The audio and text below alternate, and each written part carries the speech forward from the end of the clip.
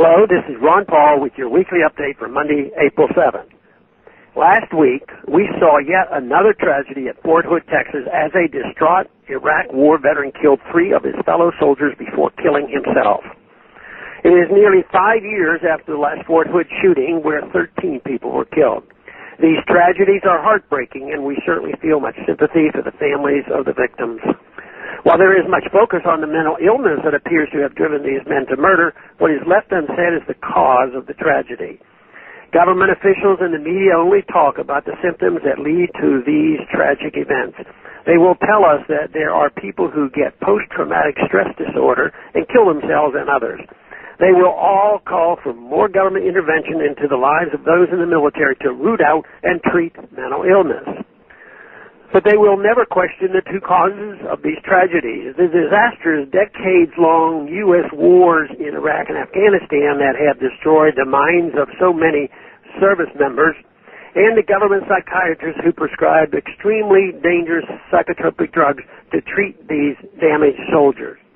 On the drugs, it is true that in almost every story we read about these kinds of mass killings, whether on a military base or in a school, the kids or veterans have been treated with these dangerous drugs.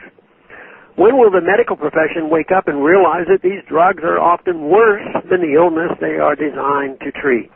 We need to understand that the problem of veterans returning home with serious mental illness is increasing at an alarming rate. We are not talking about a few thousand people returning from the wars in Iraq and Afghanistan. We are talking about 100,000 people. And according to government statistics, about 20% of returning vets will suffer from PTSD, and a further 20% will suffer from traumatic brain injuries. The numbers are significant, and they are frightening. While some will ignore these statistics and point out that these wars are producing far less deaths than the previous ones, the fact is these brain injuries and disorders are a living death for the victims. And increasingly, those living in such horrific circumstances, full of deadly drugs that are supposed to treat the problem but only make matters worse, are striking out against those in their communities or even committing suicide. But what of the other main causes of these tragedies?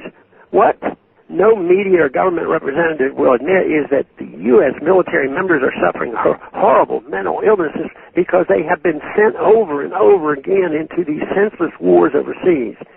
That is the real cause of this crisis. The real horror comes when these soldiers return to the U.S. to realize that the wars have not been won, and all the suffering and dying on both sides has been in vain.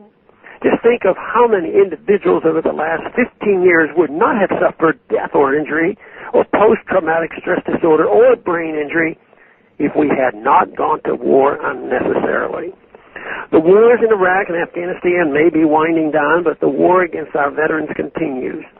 Why are the people who are really guilty, those who lied us into war, not being called to task?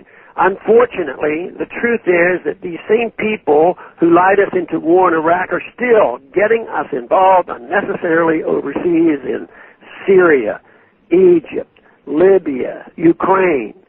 The problem, the interventionism that creates these deeply troubled service members, continues to thrive unpunished. And even worse, these people continue to plan our future disasters, even though they will not suffer the fate of those they send to be broken on foreign battlefields. We must end aggressive wars that break our military and end the use of dangerous drugs that turn deeply troubled victims into killers. Let's have no more Fort Hoods. Thank you for calling this update. A new update is placed on this number, 888-322-1414, every Sunday. The written text can be found on my Ron Paul Institute website at ronpaulinstitute.org and on my Facebook page. Thanks for listening.